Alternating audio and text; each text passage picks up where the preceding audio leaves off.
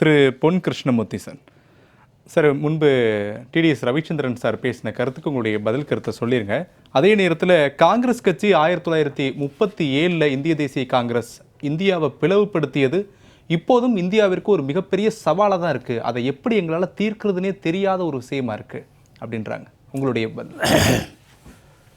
150 ஆண்டுகளுக்கு முன்னால் வந்தே மாதரம் பாடல் இயற்றப்பட்டது. நம்முடைய பிரதமர் சமீப காலமாக நீங்கள் பார்த்தீங்கன்னா பீகாரில் அவருடைய பேச்சுக்கள் 2 மாநிலங்களுக்குள் சண்டை மூட்டிவிடக்கூடிய அளவிலே அவருடைய பேச்சு இருந்ததை நாம் பார்த்தோம்.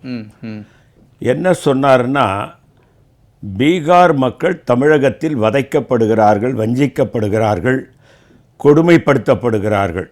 இங்கே இருக்கக்கூடிய காட்சி ஊடகங்கள்லாம் பீகார் மக்களை கேட்டபோது எங்களுக்கு எல்லா வசதியோடு இருக்கும், எந்த குறையும் இல்லைன்னு சொன்னாங்க. அதாவது பிரதமர் அவர் எல்லோருக்குமான பிரதமர். இந்த நாட்டினுடைய மாநிலங்கள் அத்தனைக்கும் அவர்தான் பிரதமர். ஒரு மாநிலத்திற்கும் பிரிவினையை ஏற்படுத்தி அவர்களுக்குள் சண்டை சச்சரவை உருவாக்கி தருவது. இப்போ நீங்கள் பார்த்தீங்கன்னா பீகார் மக்களை தமிழ்நாட்டில் இருக்கவங்க அடிக்கிறதும், இல்லை தமிழ்நாட்டு ஆளுங்க பீகாரில் வேலை செஞ்சால் அவங்கள தாக்குறதும், அது மாதிரியான ஒரு சூழ்நிலை தான் அவருடைய பேச்சு அமர்ந்து. சமீப காலமாக பிரதமருடைய பேச்சு அப்படி இருக்குது. அது மாதிரி தான் 150 ஆண்டுகளுக்கு முன்னால் பாடிய அந்த பாடல். அது கூட அந்த நீக்கம் கூடங்க 6 பேர் உட்கார்ந்து விவாதம் செய்து தான் அதை நீக்கினார்கள். அதில் நேரு இருக்கார், ரவீந்திரநாத் தாகூர் இருக்கார், நேதாஜி இருக்கார், திலகர் இருக்கார். இப்படி ஜாம்பவான்கள் அமர்ந்து அவர்கள் சிந்தித்து இது எடுக்கலாமா வேண்டாமா என்ற நீண்ட ஆலோசனைக்கு பிறகுதான் நேரு ஒருவர் இதை எடுக்கவில்லையே. ஆகவே நேரை டார்கெட் பண்ணுறாங்க இந்த மனிதர்கள். அவங்க பிஜேபி நண்பர்கள் அத்தனை பேருக்குங்க. என்னுடைய அன்பு சகோதரர் ரவிச்சந்திரன் சொன்னார், நேரு போடுறதுக்கு பதில் காந்தி போட்டாங்க. ஏங்க, இந்திரா காந்தியினுடைய கணவர் பேர் பெரோஸ் காந்திங்க. சரியா வச்சுருங்க. 500 ஆண்டுகளுக்கு முன்னால் இருந்தே அந்த குடும்பத்துக்கு பேர் காந்தி பட்டம். அதை வரலாறு தயவு செய்து நீங்கள் பிஜேபி நண்பர்களும் பிஜேபியில் பிரதமர் உள்பட, நான் ஒன்று சொல்கிறேங்க, திரு அமித்ஷா அவர்கள் குஜராத் மொழியில் இன்றைக்கு இந்த வந்தே மாதரத்தை பற்றி அழகாக எழுதியிருக்கார். அதையாவது படிச்சுட்டு போய் பிரதமர் பேசணுமா வேணாவா? உங்கள் உள்துறை அமைச்சர் அழகாக தெரிஞ்சு வச்சிருக்காரு, அவர்கிட்டையாவது கேட்டுட்டு இந்த பிரதமர் பேசணுமா வேண்டாமா? போயிட்டு ஒரு மாநிலத்துக்கு பிரிவினை உண்டாக்குறது 150 70 75 ஆண்டுகளுக்கு முன்னால் மறைந்து போன நம்முடைய ஜவஹர்லால் நேருவை பற்றி குற்றச்சாட்டை வைத்துக்கொண்டே இருப்பது. நீங்கள் என்ன பண்ணுறீங்கன்னா எங்களுக்கு ஒரு மகிழ்ச்சி. காந்தியையும் நேரையும் நாங்கள் ஞாபகப்படுத்துகிறோமோ இல்லையோ, இந்திய மக்களுக்கு பிரதமர் ஞாபகப்படுத்தி கொண்டே இருக்கிறார். மக்கள் எங்கே மறந்துவிட போகிறார்கள் காந்தியும் நேருவும்னு. ஆகவே அந்த காந்தி என்ற பட்டப்பெயர் இந்திரா காந்திக்கு எப்படி வந்ததுன்னா, நீங்கள் வரலாறை படிங்க. ஒருத்தர் கூட வரலாறே படிக்கிறதில்ல. திரு அமித்ஷா அவர்கள் அருமையாக வரலாறு படிச்சுட்டு எழுதியிருக்கார். அவர்கிட்டையாவது நீங்கள் பாடம் கற்றுக்கணும் பிரதமர் அவர்கள். அதாவது நான் என்ன சொல்ல வரேன்னா, குஜராத்தில் காந்தி, பட்டேல் அப்படி போன்ற பேர்கள் எல்லாருக்கும் இருக்கும். அப்படி தான் இவங்க குடும்பத்துக்கு காந்தி பிறக்கிறதுக்கு முன்னாலே பெரோஸ் காந்தி குடும்பத்துக்கு காந்தி. இவங்க அவங்கள கேட்டால் முஸ்லீம் என்னாங்க, கிடையாது. டாட்டா முஸ்லீமா? டாட்டா முஸ்லீம் கிடையாது, பார்சி குடும்பத்தை சேர்ந்தவர். இந்தியாவினுடைய மிகப்பெரிய தொழிலதிபர், இந்தியாவினுடைய முகமாக இருக்கவர், சுதந்திர போராட்டத்தில் ஈடுபட்ட மாபெரும் மனிதர். ஆகவே இவங்களுக்கு என்னென்னா அந்த முஸ்லீம் என்ற அடையாளம் இது இவங்களுக்கு பிடிக்காது. நேருவை பிடிக்காது. காந்தியை இன்றைக்கும் சொல்கிறாங்க. ஒரு நீங்கள் பார்த்துருப்பீங்க, ஒரு பெண் அம்மையார் ஒரு சொல்கிறாரு, அதுலேருந்து பிளட்டு வருது, லட்டு கொடுத்து சிரிக்கிறாங்க. என்ன கொடுமை! உலக வரலாற்றில் சுதந்திரத்தை பெற்று தந்த ஒரு மகானை சுட்டு வீழ்த்தி நீங்கள் 80 வருஷத்துக்கு முன்னால் நீங்கள் தான் கொன்னீங்களே, அதோடு விடுங்களே, தினம் தினம் கொண்டுகிட்டு இருக்கிறீங்களே, என்ன அர்த்தம் அது? ஆகவே இந்த சர்ச்சையை உருவாக்குவதற்கு காரணமே எப்படியாவது அங்கே வெற்றி பெற வேண்டும். காரணம் என்னவென்றால் கருத்து கணிப்புகள் பிஜேபி கூட்டணி தோல்வி முகத்தை நோக்கி போய்கொண்டிருக்கிறது. போலிங்க்கு அப்புறம் 6ஆம் தேதி போலிங் நடந்தது. அதில் வாக்கு சதவீதங்கள் அதிகமானதை பார்க்கும்போது ராஷ்டிரிய ஜனதா தள காங்கிரஸ் கூட்டணி வெற்றி பெறும் என்ற ஒரு அச்சம் இருக்கிறது.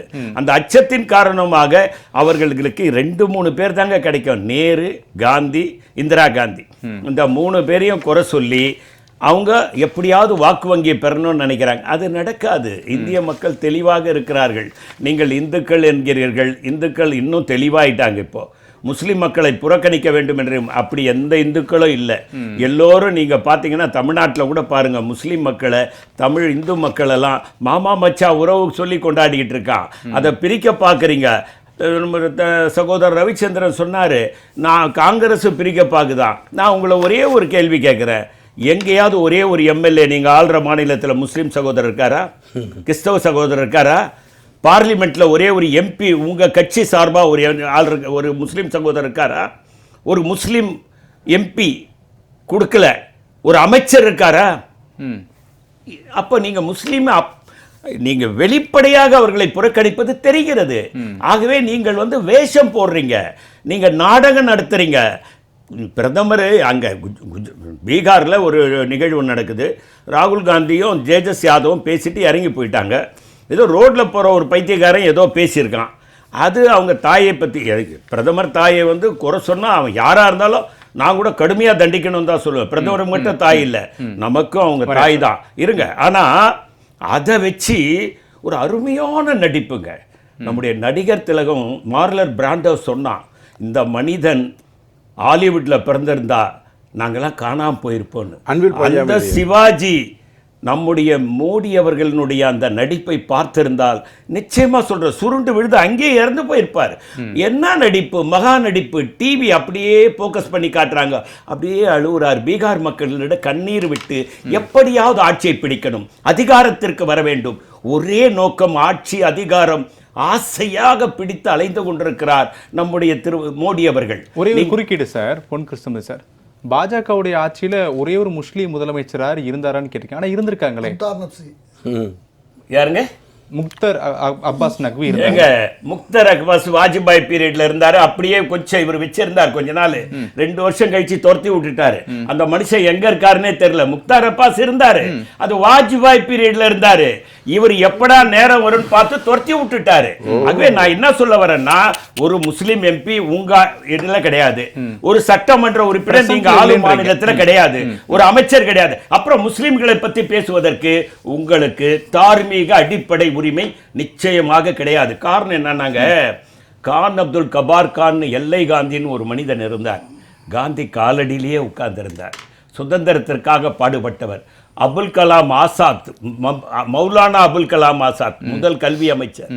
இன்னைக்கு எல்லாம் ஐஐடியை படிச்சுட்டு மேல வந்திருக்காங்க பாருங்க. சுந்தர் பிச்சைன்னு ஒருத்தர் இந்தியாவினுடைய அடையாளமா இருக்கார் தெரியுங்களா? அவரெல்லாம் உருவாக்கியவர். ஒரு முஸ்லீம் அமைச்சராக்கினதுனால தான் மிகப்பெரிய கல்விமான் அவர் தான். ஐஐடிலாம் கொண்டு வந்து இந்தியா முழுக்க பெருந்தலைவர் காமராஜர் அவர் துணையோடு தான் இங்கே எல்லா கல்வி நிலையங்களையும் உருவாக்கினார். ஆகவே முஸ்லிம்களுடைய தியாகத்தை நீங்கள் போற்ற வேண்டும், பாராட்ட வேண்டும். அவர்களை நீங்கள் இகழ்ந்து பேசுகிறீர்கள், நேருவை இகழ்ந்து பேசுகிறீர்கள். காந்தி பேரை நீ ஏன் போட்டிருக்கன்னா அவன் புருஷன் பேரை பின்னால் தாங்க போடுவாங்க. நான் என்ன கேட்குறேன், அவங்க அப்பா பேரை யாராவது, இவங்க மனைவி அவங்க அப்பா பேரை போட்டுப்பாங்களா? அவங்க மனைவி ரவிச்சந்திரன் பேரை தான் பின்னால போடுவாங்க. அப்படிதான் காந்தி பேரு. 5000 ஆண்டுகளுக்கு முன்னால இருந்து அந்த குடும்பத்துக்கு காந்தி என்ற பட்ட பெயர் இருக்கு. இதெல்லாம் வரலாறு படிங்க சார். இந்துக்கள் வரலாறே படிக்காம பேசுறீங்க. இந்துக்கள்ன்றத பாஜக தேர்தல் சமயங்கள்ல கேடயமா பயன்படுத்துறாங்க அப்படின்றது உங்களுடைய இந்துக்களும் இப்ப பாஜகவை நம்ப தயாரா இல்லை. சரி, பிரதமர் நரேந்திர மோடி தன்னுடைய வருத்தத்தை தானே தெரிவிக்கிறார். ஒவ்வொரு இந்திய பிரஜைக்குமே அதற்கான வருத்தங்கள் இருக்கும். பிரதமரும் ஒரு இந்திய பிரஜையாக அவர் தன்னுடைய வருத்தத்தை பதிவு செய்திருக்கார். ஏன் இவ்வளவு பெருசா இதை மாத்துறாங்க அப்படின்னு கேட்கிறாங்க. இதுவரையில இந்த பிரச்சனை எந்த இந்திய மக்கள் மனதிலே இல்லவே இல்லை. திரு அமித்ஷா அவர்கள் எழுதியதை நான் முழுவதுமாக படித்தேன். எந்த இடத்திலையும் இது போன்ற பிரதமரனுடைய வாக்கியங்கள் அதுல இடம்பெறவே இல்லை. நான் ஒன்னா கூட உங்களுக்கு போகும்போது கொடுத்துட்டு போறேன், நீங்க படிங்க. இல்ல அப்ப நான் என்ன இருங்க, இல்ல இருங்கள ஒரு நிமிஷம் இருங்க. அந்த நேருன்ற பேரு, காந்தின்ற பேரு நம்முடைய பிரதமருக்கு மிகப்பெரிய அலர்ஜி. எதையாவது எதை தின்னா பித்தம் தெளியன்னா நேருவையும் காந்தியும் சாப்பிட்டாதான் பித்தம் தெளியும்னு நினைக்கிறாரு. ஆனா பித்தம் தெளியவே இல்லை. அதுக்கு ஒரு காரணம் இருக்குல்ல. அந்த காரணம் ஒரு காரணம் இல்லை சார், அதிகார பசிதான். எல்லா மாநிலங்களிலும் பிஜேபி ஆட்சி இருக்க வேண்டும்.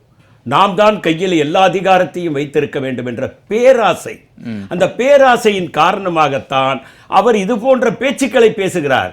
அமித்ஷா ஒரு இடத்துல கூடங்க நான் வரி வரியா படிச்சேன், 4 தடவை படிச்சேன். நேரு என்ற பெயரை அவர் எந்த இடத்துல என்ன கேட்கிறேன், 6-7 பேர் அமர்ந்து டிஸ்கஸ் பண்ணி தான் அந்த வரியை எடுத்திருக்காங்க.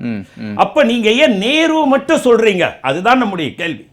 நேதாஜி இருந்திருக்காரு, ரவீந்திரநாத் தாகூர் இருந்திருக்காரு, எல்லோருமே இப்போ எல்லா தலைவர்களுக்குமேங்க இந்து கடவுள் மேல பக்தி இருந்தது. சார் சொன்னாரு, ஆடிட்டர் குமார் சார் சொன்னாரு, முஸ்லிம்களுடைய பங்கு அதிகம்னு சொன்னார்.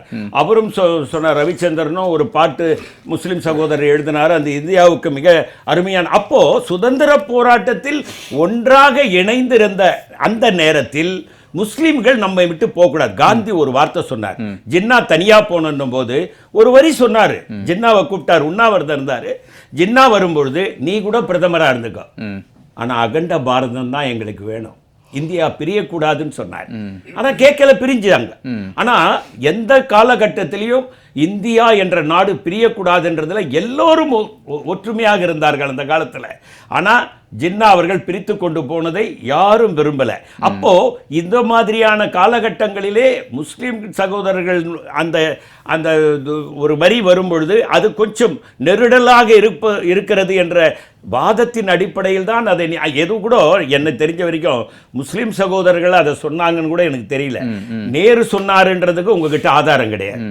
அதை யாரோ ஒருத்தர் சொல்றாரு, சொல்றதை வச்சு நீங்க என்ன சொல்றீங்க? நீங்க தான் சொன்னீங்க நேரு தலைமையில் நடந்த காரிய கமிட்டி கூட்டத்தில். நேரு தலைமையில அந்த கூட்டம் நடந்ததுன்னா நேரு சொன்னாருன்னு ஆயிடுமா? ஏங்க எப்ப நடந்தது அது?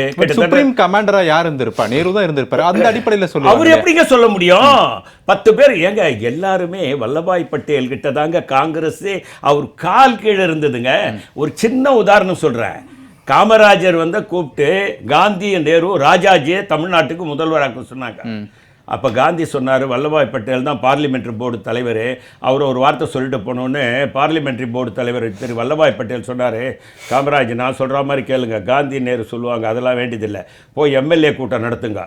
எம்எல்ஏ கூட்டம் நடத்தி யாரை சொன்னால் ராஜாஜியை கூட தேர்ந்தெடுத்துறோம். பிரகாஷாவை தேர்ந்தெடுத்தாங்க. பிரகாஷ் சிஎம் ஆனாரு. காங்கிரஸ் பட்டேல் காலடியில வச்சிருந்தாங்க. அவர் காலடியில இருந்தது. நேருவும் காந்தியும் பட்டேலை கேட்டுதான் பண்ணாங்க. நான் சொல்றேங்க, பட்டேல் தான் இதை முன்மொழிந்தாருன்னு சொல்றேன். நீங்க இல்லைன்னு சொல்லுங்க.